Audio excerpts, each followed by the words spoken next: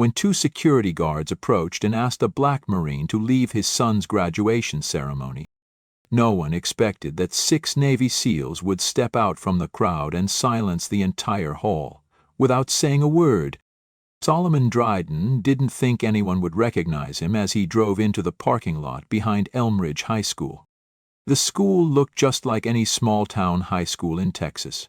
Old red brick walls, a few flags fluttering above the front entrance, children gathering outside the gym doors, parents in casual dress shirts, siblings holding up signs, an elderly woman leaning on a walker.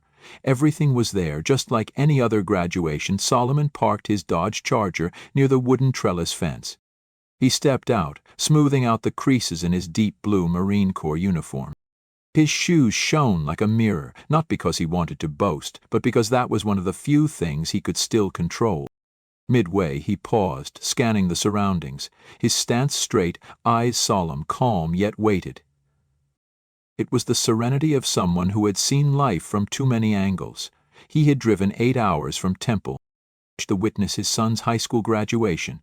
He could have flown, but the Charger was his wife's favorite car. And even after she passed 2 years ago, that car remained the place where he felt closest to her. Solomon opened the door and pulled a small, worn photo from the glove compartment. The picture was aged, frayed at the corners with a small tear. In it, his wife was holding baby Tyran. He slipped it into his coat pocket, murmuring, "I promised you. I won't miss it," he whispered, and walked toward the entrance, each step carrying silent, profound meaning. His chest tightened with a feeling he couldn't name, somewhere between pride and grief. Inside the gym, metal chairs filled the floor, the air a mix of popcorn and floor polish, noisy, chaotic, and full of life. Solomon handed his printed ticket to a volunteer by the door. A short man with headphones and a clipboard squinted briefly, then nodded quickly. He pointed to the 3rd row on the left. "You're good. That's the family section." Solomon thanked him evenly, then walked toward the row. As he walked past, he glanced at the other families. Some looked at him, glanced at the uniform, then turned away as if they hadn't seen him. A woman gave him a small smile and whispered something to the man beside her. Solomon didn't react. Tall and long time in uniform, he knew which looks meant kindness and which didn't. He found his seat and settled into the slightly wobbly plastic chair, adjusting himself silently. In front of him was the stage, banners hanging across the walls with large silver letters showing this year's class name. A few school board members stood near the check-in table, glancing toward the rows of students lined up at the back of the gym. Somewhere in the middle of the line was Tyran, tall, slim, with his mother's eyes. Time seemed to melt away in an instant. He still remembered holding his son the night he was born, still in his mud-stained fatigues, dirt under his fingernails, having flown in from Okinawa on only 4 days' leave. And now they were here. He sat still, almost unblinking, lost in the moment. Behind him, people kept filing in, the buzz never stopping. Someone laughed too loud. A man dropped a coffee cup and muttered something, but none of it reached Solomon. His world at that moment was reduced to the stage, the students' row, and the weight of the photo tucked into his chest pocket. Then the music began. The ceremony officially started. The crowd stood up. A few students looked nervous. Others smiled brightly. Solomon also stood tall, hands resting calmly by his sides as the national anthem began to play. Everyone placed a hand on their heart. Solomon didn't. He didn't need to. His entire presence was already a respectful salute. In that moment he thought of his wife. How she would surely cry seeing their son graduate. She would have straightened Tyran's tie at least 3 times before letting him out the door. His eyes stayed fixed on the stage, but as the final note of the anthem faded, 2 men in uniform began walking down the side aisle, heading straight toward him. They were security, moving with intention. They weren't police. Their badges read Harlan's Security Service. Their uniforms standard black polo shirts tucked into wide-legged tactical pants. Earpieces in their ears, radios clipped to their waists. Neither looked over 30, one short, broad-shouldered, shaved head, tense expression. The other was taller, thinner, chewing gum, like he didn't want to be there. Solomon recognized them instantly, but remained calm. Years in the military had taught him stillness often weighs more than any action. He kept his gaze fixed on the stage, both hands resting on his lap. The shorter guard stopped beside him, bent low enough to be heard. "Excuse me, sir. We need you to come with us." Solomon turned his head slowly. He asked calmly, "Is there a problem?" The taller one stepped forward, slightly bowing. "This area is reserved for senior student families." Solomon blinked, then reached into his coat pocket and pulled out the printed ticket he had handed in earlier. "This is my seat, 3rd row, left side, family section." The shorter guard didn't even glance at the ticket. "We were informed that this section was full." Solomon didn't move. "It only became full after I sat down." He tilted his head slightly. "Would you like to tell me who gave that order?" The tall guard shifted uncomfortably. He hadn't expected such a calm, deliberate voice. "It's no big deal," he said. "There are some open seats in the back. Let's not make this into something it doesn't have to be." Solomon's eyes narrowed slightly. Not out of anger, but from a quiet calculation. "I drove 8 hours just to see my son walk across that stage. I'm going to sit right here." His voice wasn't loud, but it carried a few heads had already started to turn. A woman 2 rows ahead nudged her husband and nodded in their direction. Someone in the stands tilted their phone, possibly recording. The short guard stood straighter, scanning the crowd. "I'll ask again, sir, will you?"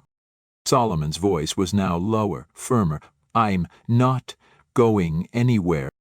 The taller one clicked his tongue and tried again, softer. "You might find it more comfortable in the back. That's all we're suggesting." But Solomon looked him straight in the eye. This wasn't about seating. It wasn't about policy. It was something older, quieter, a shadow that had followed him his whole life. In meeting rooms, corridors, porches, even military mess halls, one forced smile, one whisper was always enough to know.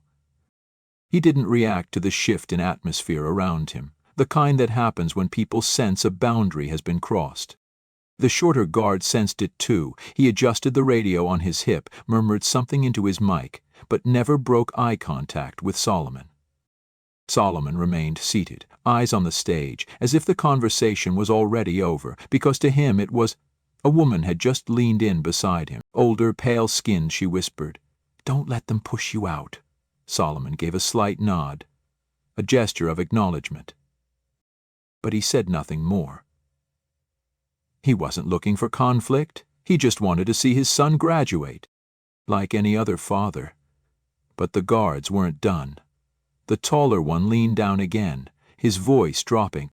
"We were instructed by the school office. Someone filed a report." Solomon turned his head and looked him straight in the eyes.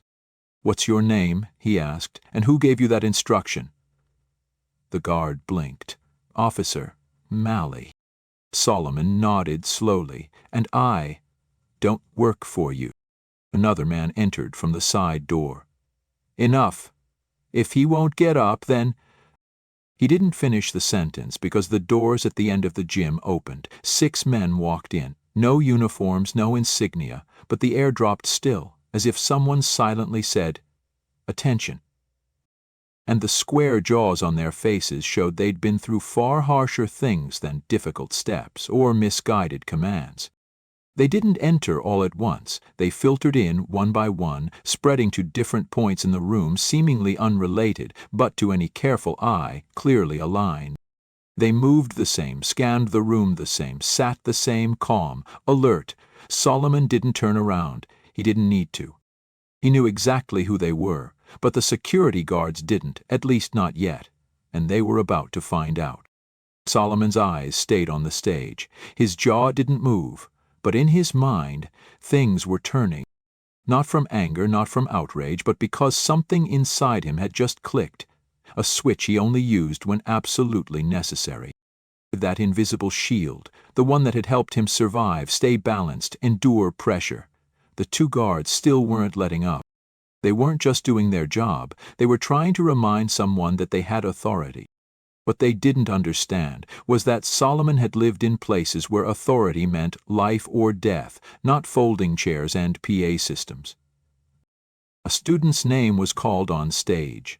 The crowd clapped politely, but few were really paying attention. The people around were now watching the confrontation, pretending not to notice but missing nothing. Mally, the taller guard, adjusted his stance again.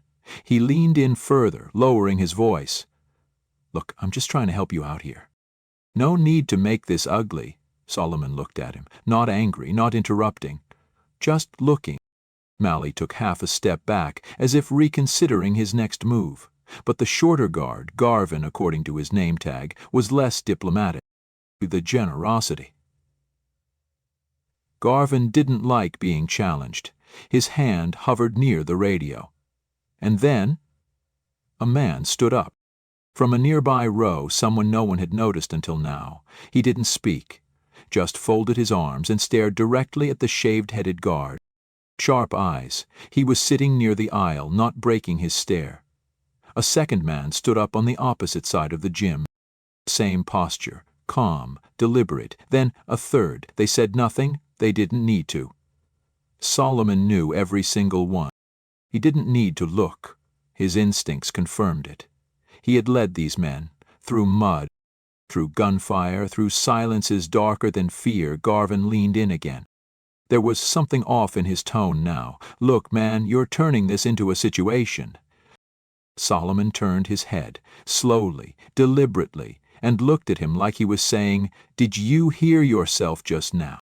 Garvin's hand jerked toward his radio again, but before he could say a word, a voice cut through the tension. "Is there any reason this man is being bothered?" Calm, controlled, the voice didn't rise to command attention. It dropped just enough to silence the room. It came from a man standing in the center aisle, tall-bearded, wearing a hat, a fitted black jacket over a gray shirt. His name was Creed Marston, the man Solomon once dragged out from the rubble of Kandahar, pulling him hundreds of yards through sand as bullets rained down like hellfire. Garvin looked up, caught off guard. "Who are you?"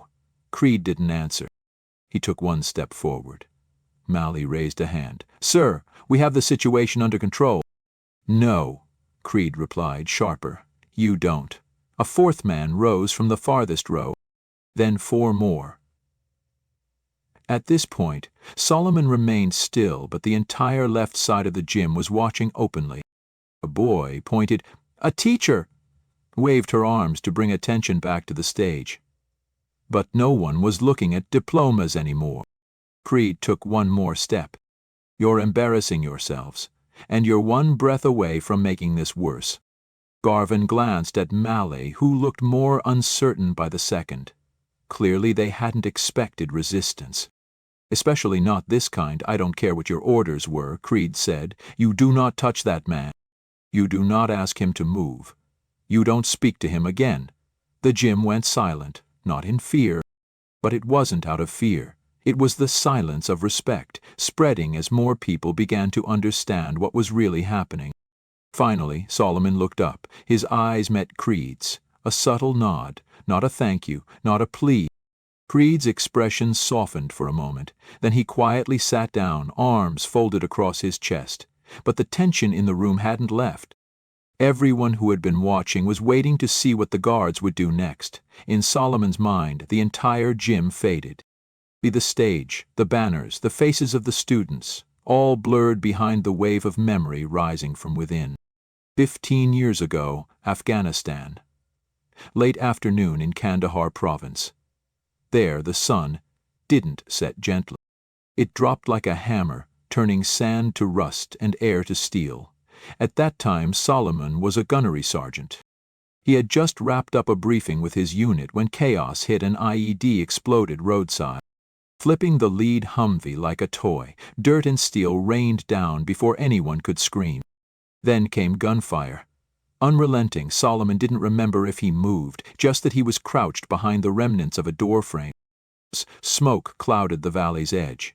In the haze, he saw 6 men trapped behind the burning wreckage of the second vehicle.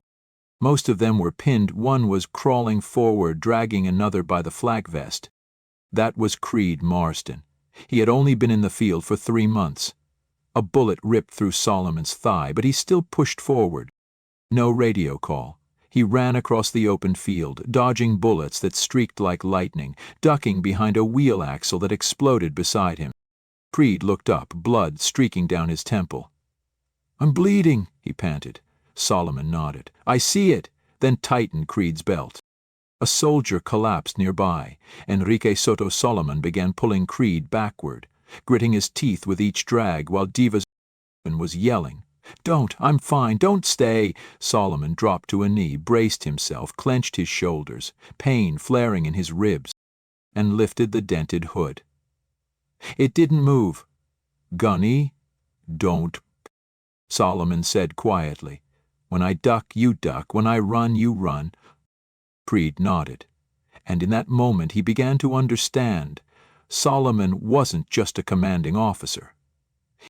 He sprinted, his feet hit gravel, skimming over wounds. He slid to Divas, crouched, and gripped the bent hood with both hands. The metal groaned, but it lifted just enough for Divas to yank his leg free. They both fell back and crawled toward the ridge. Blood streamed down Creed's face. Again, Soto limped on one leg. 2 others, Lim and Horton, followed.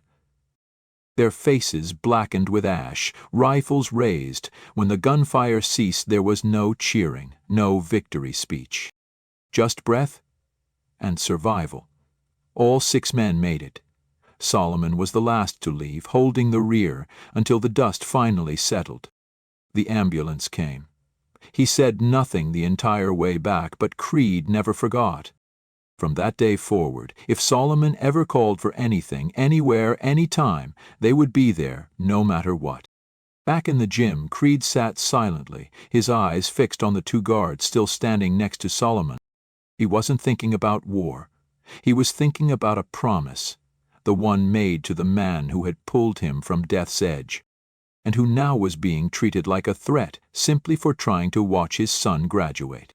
He squeezed the hand of another SEAL, Lavielle Meeks, who had stepped in and taken a seat 4 rows up. Zachary Wells found a spot to the right of the stage. No one spoke. They didn't need to.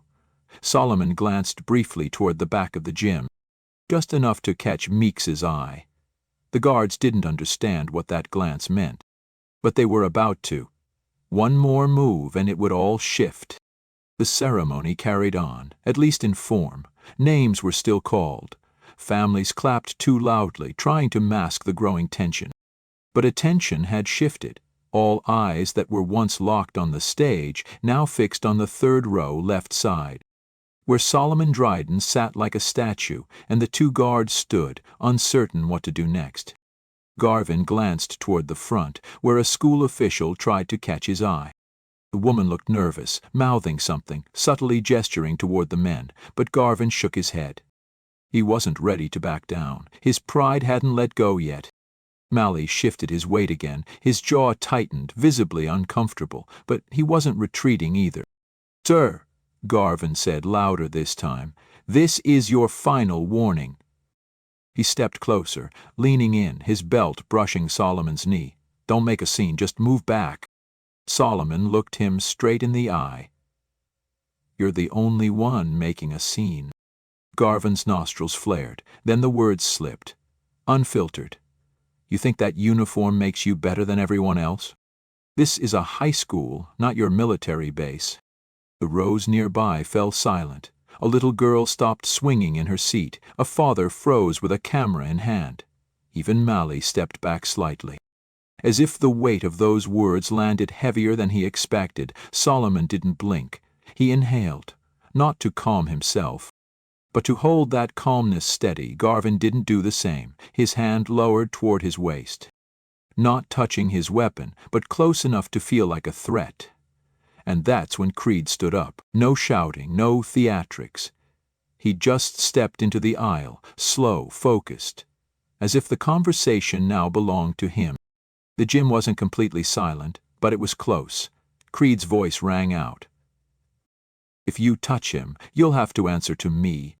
Garvin turned to Bill his. "Who the hell are you? Who do you think you are?" "I'm the one making sure this ends right now," Creed replied. A school board member recognized what was happening and whispered to the principal. An assistant principal stood up, walking to the back of the gym, likely calling someone on the radio.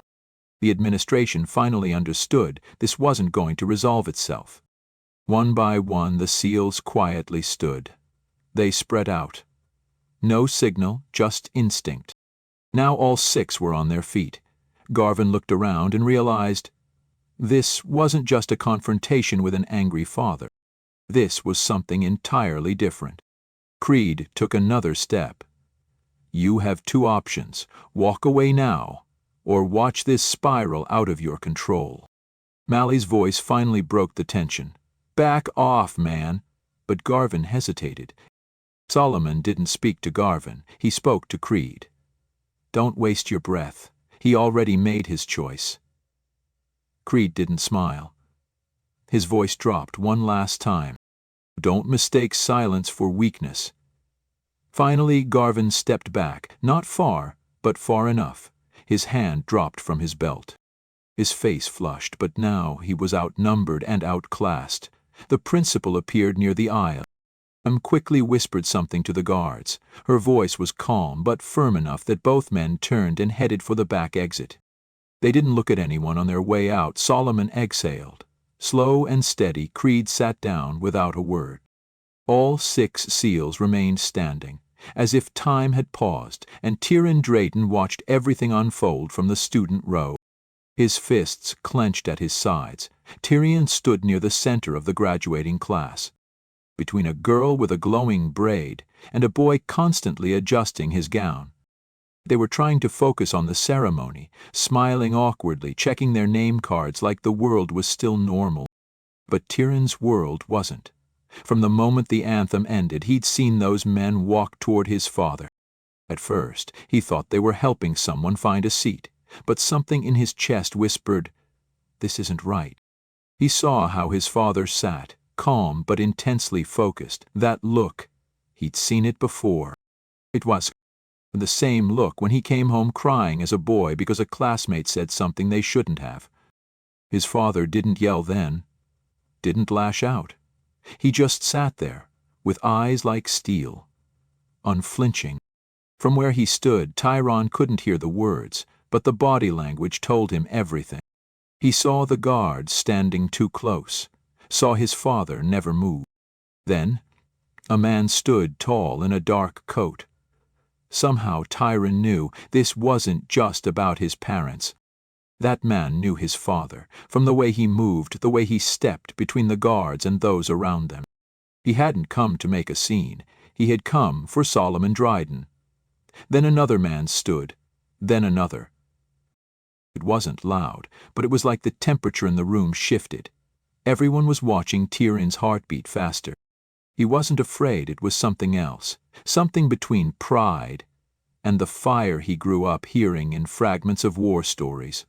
Not the bloody ones, those his father kept to himself, but the glimpses, the Christmas cards from a friend every year, a scar that came from nowhere, a box in the garage labeled Kandahar no one ever opened. He never knew the names, never saw the faces, but now they were here, standing as if they had never stopped protecting his father. Tyran blinked hard, fighting the burn behind his eyes. He didn't want to cry, not here, not now. The line of students moved toward the stage. A few names were called, the applause returned. Slow, like someone hit play after a long pause. But the room wasn't the same. The energy had changed. It wasn't about balloons or banners anymore. It was about respect. An assistant principal patted Tyran's shoulder and said something he didn't hear. He just nodded. The student next to him leaned in and whispered, "Your dad didn't say a word," and the whole gym got the message. And now everyone in that building understood who Solomon Dryden truly was. Creed still standing. Didn't scan for validation, he wasn't there for attention. He watched Solomon still in his plastic chair, hands on his thighs, eyes on the stage as if nothing had happened. But there was something in that gaze. The other SEALs still stood, not posed, not rigid. Their silence was presence, and it echoed louder than any microphone. Some parents clapped harder with each name now, as if to balance out the tension. The gym had become something alive, stirred awake by a single moment of injustice. Solomon's honor remained, not bitter, just present. A father watching his son take one more step into manhood. But the moment that would break it all was still coming, and when Tyran's name was called, the room wouldn't be able to pretend any more. The line moved quicker. Some students adjusted caps, whispered jokes, tried to enjoy the moment, but Tyran was no longer there. His mind kept returning to that image. His father, sitting alone, surrounded by people, yet in a seat that felt made just for him. Something about how he stayed calm, silent, unshaken. And something about how those men, those warriors, stood around him without being asked. For the first time in his life, Tyran realized, he never truly knew the full weight his father carried. He'd seen the photos, the medals in the wooden box, the folded flag on the living room shelf. Those things never said anything, they just sat there like relics. Today they stood. Today they walked. The assistant principal called another name, then another, 3 students away. He wiped his hands on his robe, trying to steady his breath. The girl in front turned and smiled nervously. Ready? Tyran smiled. More than you know. He walked across the gym. Solomon leaned slightly forward. His eyes never left the stage. He didn't clap for each student, not out of disrespect, but because his focus was now narrowed down to just one, the boy in a black gown with red and white honor cords, the one carrying a legacy of quiet sacrifice, stepping onto the stage of his life. That boy, looking so much like his mother, smiled. One name. Then another. The announcer paused briefly, cleared his throat. The voice, this time, carried more weight. Then it rang out. Tyran Drayton. A half-sec of stillness. Then the room erupted. Applause and whistles filled the gym. But what stood out wasn't the volume. It was the rhythm. It wasn't chaotic. It was deliberate. The 6 seals still stood, clapping in perfect unison, each clap strong. Not a performance, not a salute, but a gesture that said, "We see you. We see your father. We honor you both." Tyran walked slowly across the stage, chin high, heart pounding, not from nerves, but from pride, not just in himself, but in knowing exactly whose name he carried, and what that name meant. He accepted the diploma, shook the principal's hand, then turned to the audience. His eyes searched for one face, and then he found it. Solomon didn't stand, didn't wave. He just looked into his son's eyes and gave the smallest smile of the day.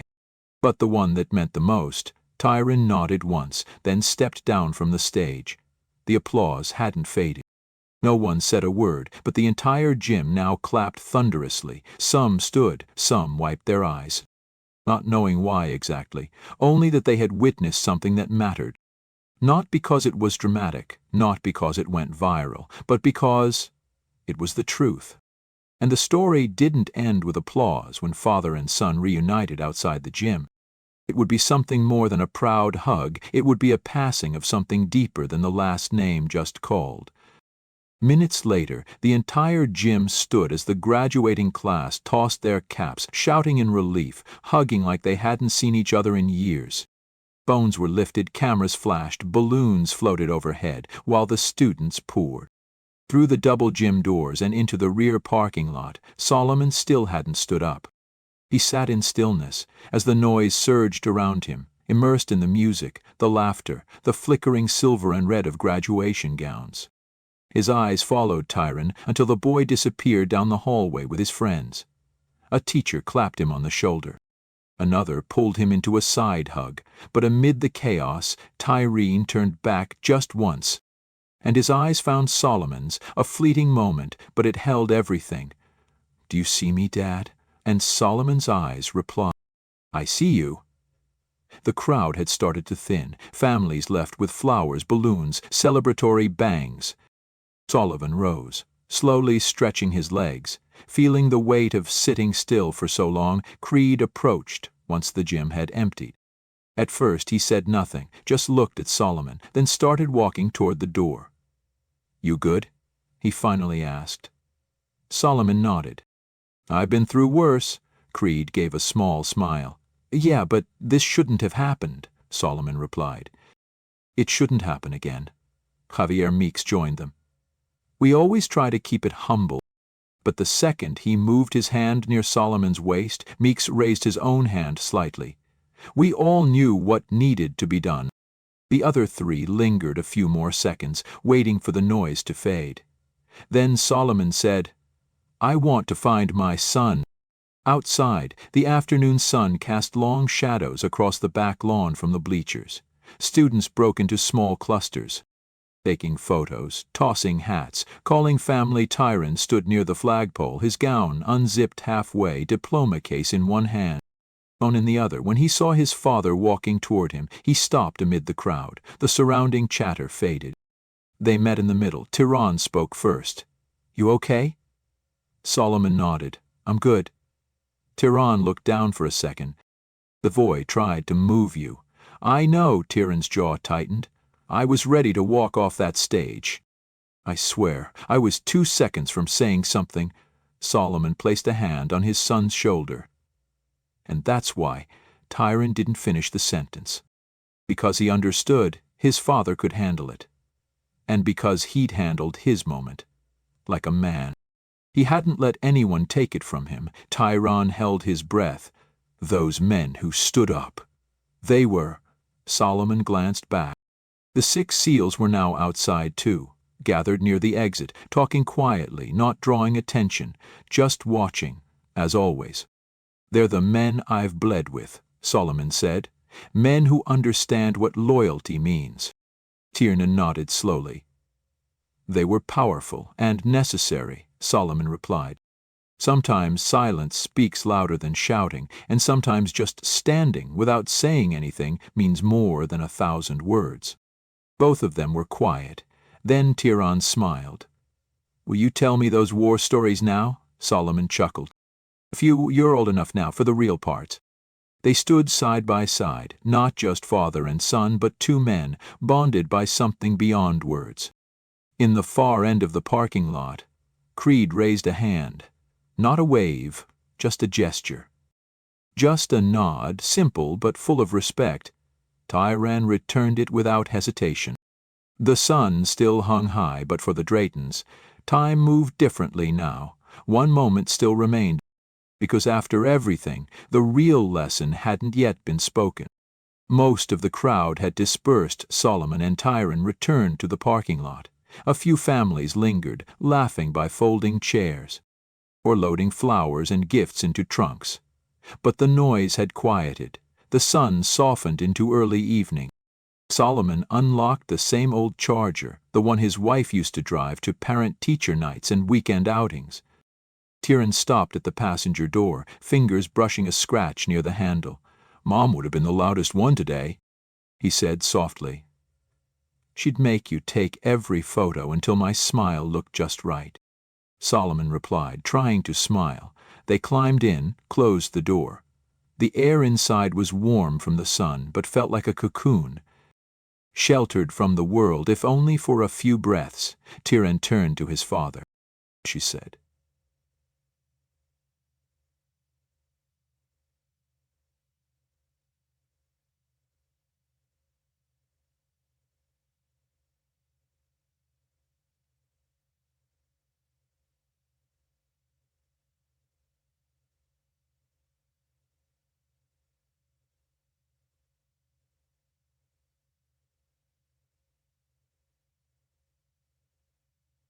"I have to ask, but is it inadequate that you tell me, as your friend, that you were involved in the accident on board the cargo?"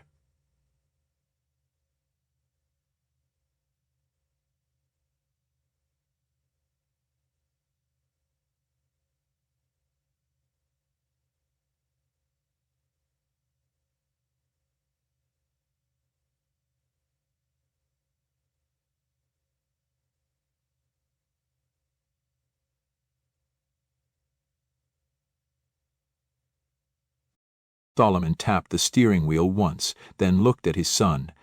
Because I don't have to stand up to prove who I am.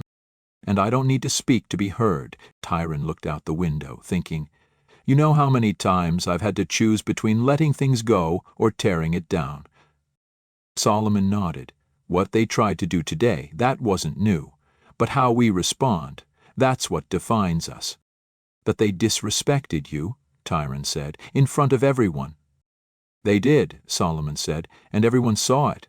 But they also saw the truth. They saw 6 men, who had 1,000 reasons to be elsewhere. But they stood up, not because I asked, but because they understood what the moment meant. Tyran sat with that dad. Solomon continued. Life's going to give you hundreds of chances to react with anger. And sometimes that anger is justified, but most of the time, silence cuts deeper. Dignity lasts longer, that's what people remember. He reached into his coat and pulled out the folded photo. Tyran as a baby, held by his mother.